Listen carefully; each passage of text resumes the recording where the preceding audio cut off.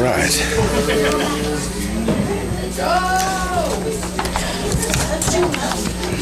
Well, good morning. Good morning. That's about the third time, so you guys are consistent. So, so I was doing a little research, and we're in chapter 32, so we have less than 20 chapters to get to the end of Genesis. So you guys better hurry and start thinking about what other book we're going to get into. So, yep. But if you don't have Genesis down, there's a lot of stuff you may not have right. So it's really important to understand the foundation that we have that's been portrayed to us in the book of Genesis. And there's a lot of stuff that's relevant to us today. Just because it's an old story doesn't mean it's not relevant. And I like to say that this book is not an old book. It's a timeless book. You know, it's just as real. Like Jesus says, I am, or God said, I am the I am, means he's always in a present state of present tense. He's always here with us, and just as much as he was and is back there in these stories that we are reading about. And we are in the walk, we are walking with Jacob, literally. He's been taking a journey. He's had enough of Laban, and he's decided he's going to get away from a problem and go back home. And with a lot of life, you get out from underneath one problem, and what are you probably getting ready to do? Walk into another challenge. And so Jacob is, whether he already knows this or not, he's getting ready to take another course of this lesson himself. And so Fred or trust, are they opposites? Not necessarily. They are opposite in some way, but sometimes we can be doing both at the same time. Now, how does that work?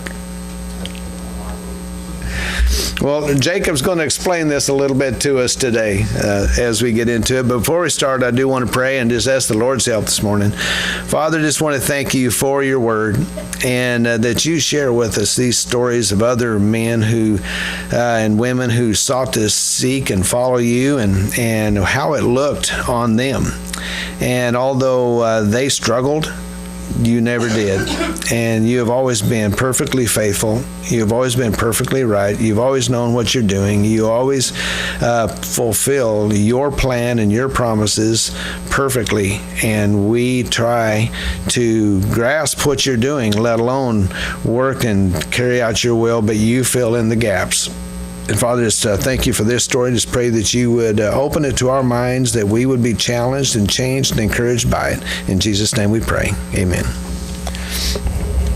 All right, so as we get into chapter 32 and verse 1, so Jacob has left Laban, and now he's going to complete the journey. And it says that the angels of God met with him. I mean, it's really kind of interesting. So Jacob went on his way, and the angels of God met with him. When Jacob saw them, he said, "This is God's camp." And he called the name of that place Mahanaim, if I'm saying that correctly. And that just means two camps. And verses like this really send my mind into double time, because that's all it says about it. I have questions. Why did they meet him there? Did they say anything to him? Did they talk? Did he just see them camping over there, and they just camped over there and he's over here? Did they just hit the ground and they're camping there and just watching? What did they do? What was the point of this verse being in the Bible? What are we supposed to get from it? I don't know that I have that adds a lot of questions. But the very next thing it says, then Jacob sent messengers before him to Esau his brother in the land of Seir, the country of Edom. Now, I don't know, maybe they told him where Esau lived. I don't know what they were told him or why maybe they were just coming down and just watching the unfolding of God's plan taking place. Maybe they're just involved in that point. I don't know exactly why they did, but maybe they were there to encourage Jacob. We don't know exactly. So he sends messengers. Why is he sending messengers to Esau? He's been doing some thinking. Why can't he just go there like God told him to do? It's just simple. Just do what God said. There's another story. The children of Israel in the desert, when God says, okay, you guys can leave the desert. I want to send you into the promised land. And they said, great. They brought it before the committee, and they had a big meeting, and they designated some people to go into the promised land to do a scout out mission, do a recon mission, and they came back with a report, and from their analysis, they decided that it would be better to disobey what God told them to do. And boy, how did that work out for them? If they had just said, yes, sir, and started marching, how would that have worked out for them? Did they really need to know anything beyond God saying, go over there? Did they really need anything else? They'd have been every one of those people that heard that word, except for 2 men, didn't get to go there. That's a big lesson. When you clearly hear God tell you to do something, do you need anything else? You might need some time, might need some prep, you may need to get some stuff, but the question of whether to go or not, if God tells you, it's pretty much settled. Like Scripture, God is very good at saying what He means and meaning what He says. And He doesn't need our help in determining how that's supposed to work. Did he believe that God in His Word could be trusted? 100%. Now here's where you get into those kind of sortas. We're kind of weird people. Yes, he did trust God, and yes, he sent messengers. And we can be a little bit of both. As weird as that sounds, you can do a little bit of both. This answer about whether we trust God or how much we trust God is rarely measured accurately by our words, because we are very idealistic and we have lots of good intentions, and we know a lot of Bible and we know the Bible answers, and we're really pretty good most of us are pretty good at quoting them. But the answer to this question shows up more accurately in our actions, and our choices tell us what we really believe and where our heart really is. Our actions, they tell on us. And you ever had that friend, like somebody comes up, what are you boys doing? And one of them just starts telling them. Yeah, and you never invite that guy back, you know, that guy, because he's being honest. He's straight up about where he's at. The others are like trying to hide it because the actions will show on you. Okay, so he commanded them, saying, speak thus to my lord Esau. Do you think he had ever put those 3 words together before this day in his life? Why all of a sudden is he calling Esau his lord?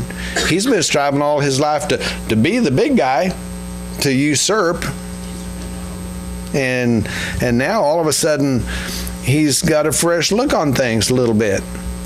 Thus your servant Jacob says, I have dwelt with Laban, and I'm sick of it. That's not in there. I have dwelt with Laban and stayed there until now. I have oxen and donkeys and flocks and male and female servants, and I have sent to tell my Lord that I may find favor in your sight. I stole your blessing and it worked, and now I've got all this stuff, and I'm just showing you all this stuff so that I might be finding favor in your sight. I would probably have a hard time hearing that in the way he probably intended it. But as you listen to what he's saying here, what does this say about Jacob's conscience? Yeah, you can tell he's guilty. How does he go about addressing the problem of his guilt?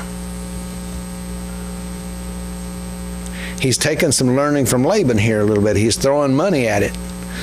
Will throwing money at a situation ever assuage guilt? It will not. It will not. There's a difference between facing a problem and trying to figure out how you can get around the problem. The issue isn't trying to solve the uncomfortableness or to avoid the uncomfortableness. The issue is to lean into it and solve the actual root of the cause. If you do, you'll probably learn how to keep it from happening again the next time. If you avoid it, there's this self-talk that if I avoided it once, I can probably figure out how to avoid it again so I can keep doing what I'm doing. If you go through the problem of making restitution, it's usually pretty uncomfortable, and that kind of motivates us to say, I don't want to go here again. I'll just do it right next time. And but he is trying to, in this way, go around it, I think. Verse 6 says, Then the messengers returned to Jacob, saying, We came to your brother Esau, and he's coming to meet you. That sounds all nice and encouraging and everything. Oh, and by the way, so are 400 men coming with him. All of a sudden, that message flip-flops a little bit. He went from probably smiling to a whole nother expression on his face. Oh yeah, 400 men are coming with him. How does he interpret this information? Uh-oh. Yeah, exactly. What would be your reaction in that situation? You know, I think France would be a good place to, he's to maybe be a great opportunity. A great temptation is taking place here. I could just go somewhere else. He could have, couldn't he? There's a temptation placed here. Before we move on with this little hint that we've been given, we need to take a look at Esau for just a second. Do you remember Isaac's blessing to Esau? Back in chapter 27, verse 39, it says, When Isaac his father answered and said to him, Behold, your dwelling shall be of the fatness of the earth, and of the dew of heaven from above. By your sword you shall live, and you shall serve your brother. And it shall come to pass when you become restless that you shall break his yoke from your neck. Well, in the blessing, by your sword you shall live, the Edomites were known for their rugged, warlike marauding. And you can see this part of the prophecy has already taken place. He's a marauder. He is a warrior. You shall serve your brother. This subjection was fulfilled when King David conquered Edom and placed the military garrisons throughout that region. The Edomites became servants to Judah, a status that endured for quite some time up until when Isaac said, You shall break his yoke from your neck. This part of blessing was fulfilled when the Edomites successfully revolted and broke free from Judah's control during the reign of King Jehoram. Every one of these pieces of the prophet or blessing that he gave Esau came true. How did Isaac know all that? God. But it also just is a hint to us, the power of our words. They ripple in a pond, the weight of our words. We can bless and we can curse and we can hinder, we can demoralize, we can lift up and encourage, we can push people forward, we can push them down. Our words have a lot more power than just being an expression of how we feel. Our words do and affect things, and absolutely God was speaking through Isaac. But when you go back and look at the circumstance and the deception and Jacob getting his blessing and Esau coming in, what about me? And yet at that same point God spoke through Isaac to Esau, and his words are coming true. Is God faithful? Absolutely. Verse 7, So Jacob was greatly afraid and distressed. I've never felt like that in my life. I never had to. It's a common feeling for most honest people. And he divided the people that were with him, and the flocks, and the herds, and the camels into 2 companies. Now imagine being in his family, and watching him come running up here and starting dividing everything up, and you over here and these over here, move these sheep here and them camels there, and you can tell he's probably animated and freaking out. And does he look like the paterfamilias here? The patriarch? Does he look like a great leader here? He looks like a scared man. He's dividing them up into two camps so that they might be a shield for him, maybe? Let's read on. And he said, if Esau comes to one company and attacks it, then the other company which is left will escape. You think he would go with them? Is that a plan for a good leader? A good leader should be doing what? Leading from the front, and he's over here in the back. He's probably not feeling like Rambo right now. Now, 400 warriors are coming up to meet him. They've got sheep, lambs, goats, donkeys. Even though they divide up and one starts running off the other way, do you think they're going to really be able to avoid these 400 warriors? I mean, he's got a plan. I don't know that it's a good plan, but sometimes our nervous initial panic reaction is not the ideal situation. When you panic, do you usually think logic? Are you using your best thinking when you panic? Anybody ever lifeguard?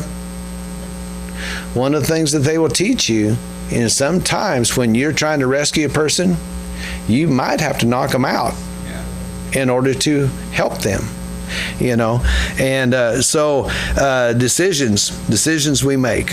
When we panic, we don't always make the best decisions. A panicking person is not usually logical. Verse 9 says, then Jacob said, now he's starting to calm down, think through, and now here's his second reaction. It's a lot better.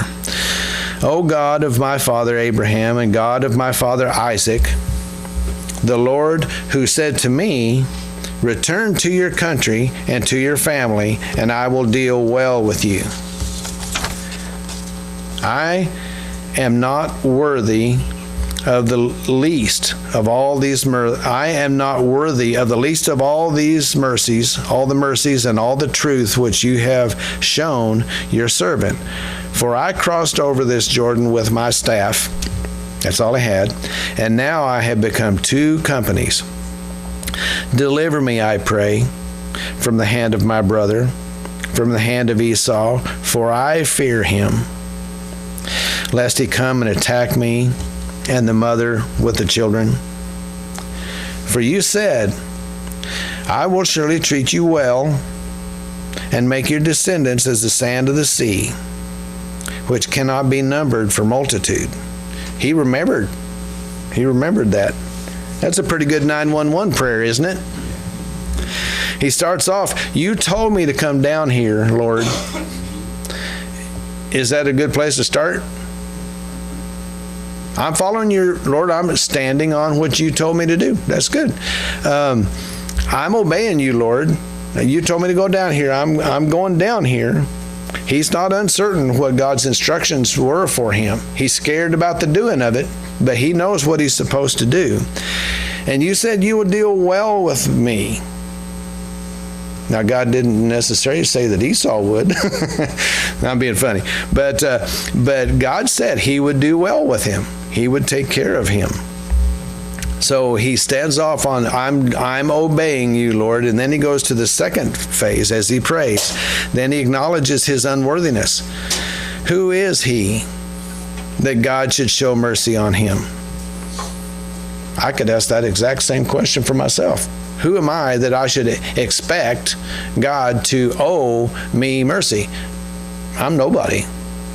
I have no right. That is a privilege that I get to bear, not a right that I can demand at all. When he says that he's acknowledging all of these mercies, what is mercy? When he's talking about this, the Hebrew word is hesed. It's not just an emotion or a feeling, it's an action. It's an action verb. It means to show kindness, to show help, to show protection to someone in need, even when they have no ability to repay.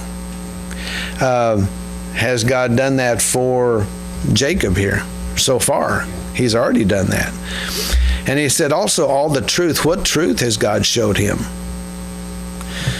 Well, in the ancient Hebrew, in the way they thought, truth isn't merely an abstract concept or a factual statement.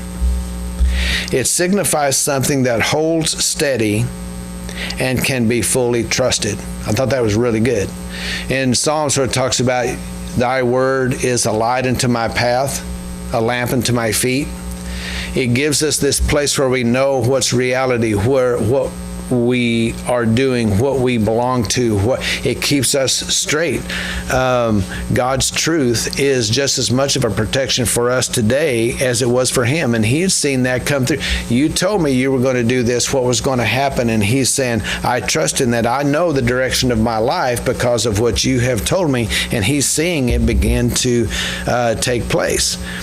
It's usually used in the Hebrew Bible to describe God, this word. For instance, in Psalm 31, God is referred to as El Emet, or God of truth, meaning he is steadfast and faithful in all circumstances. We can always rely on God and say, oh yeah, I really meant. He's never going to say that. He never changes his mind on something that he has promised. He never, well, that one don't apply. I'm not going to do that now because I changed my mind. He will change his mind in dealing with people, but not on anything he's promised. His plan, his priorities, his precepts, his laws are consistent and they're eternal. And we can rely on that. It gives us trust in knowing where we belong. Then he focuses on God's calling on him and his promise to him. This is his spiritual focus. It centers him on why is he on the earth, the real reason that he's here. Is that a good question for every one of us to ask? Why am I really here? We actually answer for that whenever we are not here, when we go up there. He's acknowledging he's not here just to get a blessing anymore. He's here to participate in he gets to participate in God's plan for planet Earth. And that's a great calling for anybody. Do we have a calling that great? Ours is just as great. We're participating in that same plan. So, he's telling this all to God. Does God really need to be reminded? He's assuring himself through his. Exactly. He's actually reset. One of the things that always makes me smile is when I hear people praying to the Lord, and sometimes hear, and dear Lord, save the lost. And God says, well, you start doing your part and I'll do my part.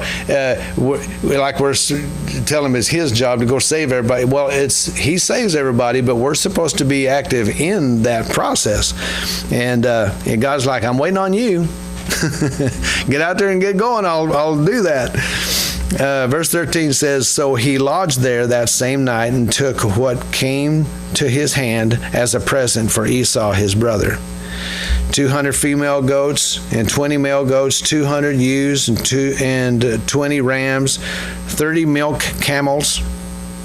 I don't know that I'd be interested in camel milk. And their colts, 40 cows and 10 bulls, 20 female donkeys and 10 foals. Then he delivered them to the hand of his servants, every drove by itself, and said to his servants, pass over before me and put some distance between successive droves. Why did he want successive distance between the droves? So if he starts attacking the first one, everybody else can run. His still fear is influencing, even though he's crying out to the Lord for help and he's trying his best to trust.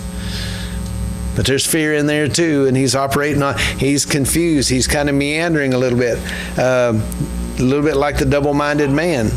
We all fight that same thinking in the flesh and thinking in the spirit. It's a challenge for all of us that we run into this. And he commanded the first one, saying, when Esau my brother meets you and asks you, saying, to whom do you belong? And where are you going? Whose are these in front of you? Then you shall say, they are your servant Jacob's. Oh, there's that servant. Now he's putting himself in a servant position. Whew, there's some humbling going on. It is the present sent to my lord Esau, and behold, he's behind us. Not much bravery here. So he commanded the second, the third, and all who followed the drove, saying, in this manner you shall speak to Esau when you find him. And also say, behold, your servant Jacob is behind us. For he said, I will appease him with the present that goes before me. And afterward I will see his face, and perhaps he will accept me. Is his faith here in God or on the gift? Could God say, okay, good luck with that? God had every right to say, good luck with that. But thankfully, and in my rearview mirror too, God is gracious and he is very faithful. So the present went over before him, but he himself lodged that night in the camp. And he arose that night and took his 2 wives, his 2 female servants, and his 11 sons, and crossed over the ford of Jabbok. He took them, sent them over the brook, and sent over what he had. Then Jacob was left alone. Now here's another one. And a man wrestled with him until daybreak.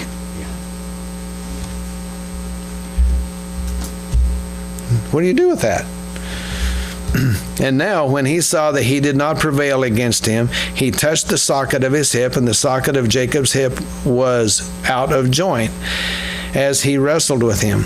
And he said, let me go, for the day breaks. But he said, I will not let you go unless you bless me.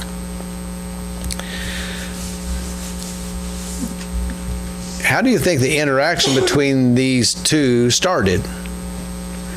Did this man walk up and said, you like jujitsu or Roman wrestling? You know, how did they talk about something and get in an argument? How did the wrestling begin? And I mean, that has always been an intriguing thing. What started the wrestling match? Was it a difference in opinion, or Jacob wouldn't listen, or maybe the Lord was frustrated and he had him in a headlock and he was kind of giving him a Dutch rub? Or my mind goes kind of far side on me a little bit when I read this. Do you really think the creator of the universe, the Lord that smites Satan and his fallen angels and all the nations of the earth, when he comes back, could not have stopped Jacob immediately? Absolutely, he could have. Little finger, you know. Jacob knew this. What does this say about Jacob? He may have had fear in him, but he had grit too. Yeah, don't confuse the two. You can have boldness and fear at the same time, and it makes us a little crazy, and it makes us confuse people. But you can have both. What does Jacob want? He wants blessed by his Lord. Is that wrong? If you want blessing, that is the place to go. Some people try to get satisfaction and substitutes for blessing in all kinds of different directions. And I would say if you had to take the blessing of the Lord and sacrifice a hip and a limp for the rest of your life, is that a good trade? It's a good trade. It hurt. I'm sure. It knocked it out. He didn't have a chiropractor he could go to. He didn't have emergency care to go to. There was no general practicing doctor handy for him. He just had to keep moving with a hip out of joint. And I don't know that he knew how to pop a hip back in joint. This was probably not a little deal. So he won't leave him until he blesses him. And he said to him, what is your name? And he said, Jacob. The Lord's asking a rhetorical, that's a parent kind of thing. one of them rhetorical questions that makes a kid roll their eyes when you ask a question that they know the answer and you're asking it anyway. And he said, your name shall no longer be called Jacob, but Israel, for you have struggled with God and with men and have prevailed. This is an interesting promise. People that think Israel has been replaced, it has not. It's right here. It's in the name of Israel. Has anybody struggled with God more than Israel? But what's in the name? And prevailed. At the end, Israel will be standing as a nation, glorifying Jesus Christ. Israel will be standing. It will still be there at the end, praising God. It's in their very name, and a lot of them don't even understand the power and the promise that's in the very name of their nation. Is there any other nations that's named after a man? Any? Isn't that interesting? The word Israel means wrestles and struggles with God. And boy, Israel has done both sides ever since. God has made him a new man now. He's no longer the supplanter. That name's taken away from him. He is given a new identity. Makes me think of Ephesians 2:10. If you're in Christ, 2 Corinthians 5:17. If you're in Christ, you are a new creation. You have a new identity. You're a new being. You're different now. And he's experiencing that at this point. 29 says, then Jacob asked, saying, tell me your name, I pray. And he said, why is it that you ask me my name? Don't you know by now who I am? And he blessed him there. So Jacob called the name of the place Peniel, for I have seen God face to face, and my life is preserved. This one sentence will launch hours of debate amongst theologians. And what I say at a place like this, because nobody can see the face of God and live, correct? And yet it says here that he saw God face to face and his life was preserved. So which verse is wrong? Neither one.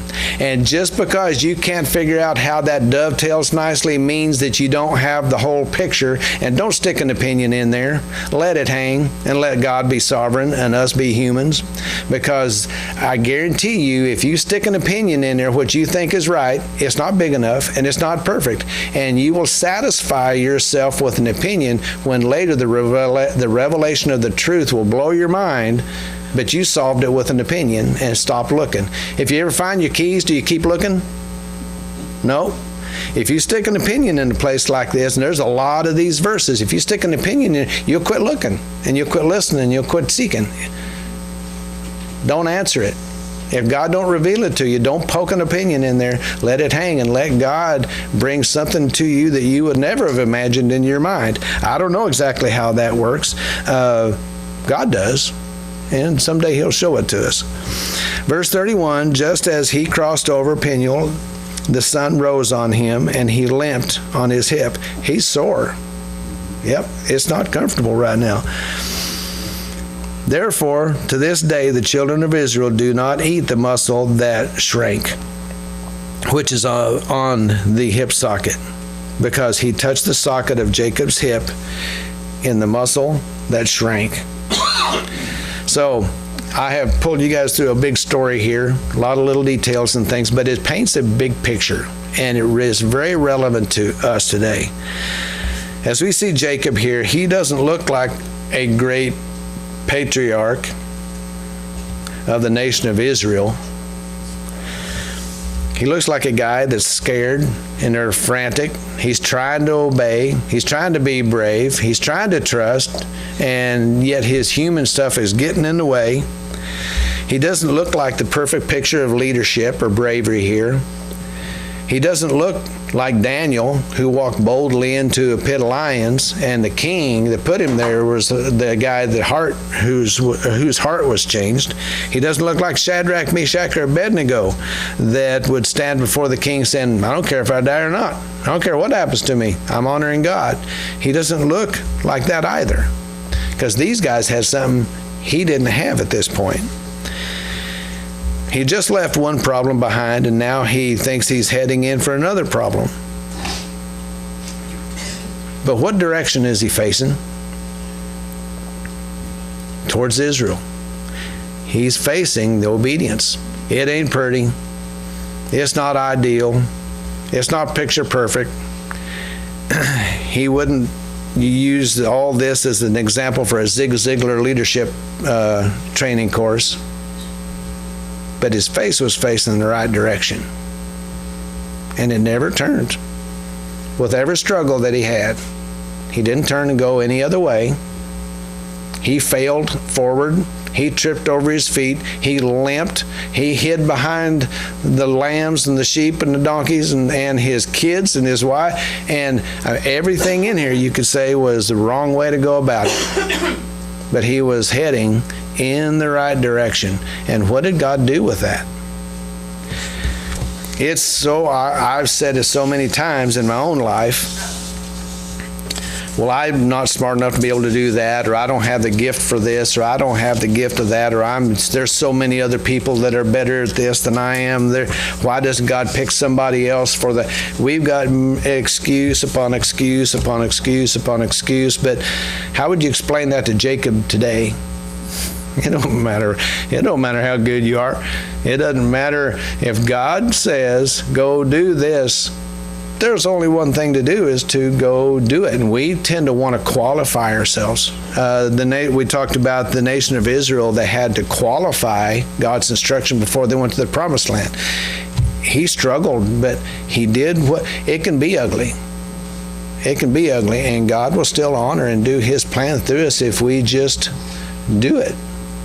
And I see people that are very talented and speakers. Love hearing, good, gifted speakers, which I'll never be one.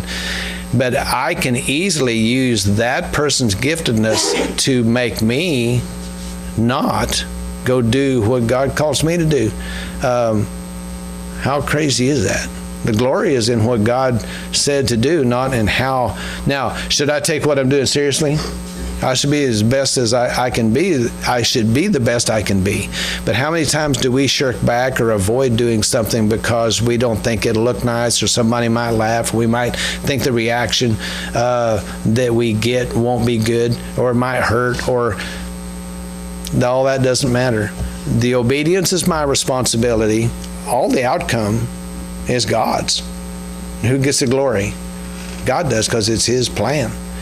So as we wrap up with a song of invitation, the take-home point is, has God called me to do anything? What has God called me to do? And you can usually say, well, I didn't hear God say anything, stick anything into this ear. Yes, he has. You want the special direction coming from lightning from the Lord or anything? Well, most often he's looking for those that are doing this part first. So in the case of any special knowledge that you haven't heard, do what's already obvious. And once the truck's rolling, he'll start steering you later. But do what you got. Are we doing what we already know today?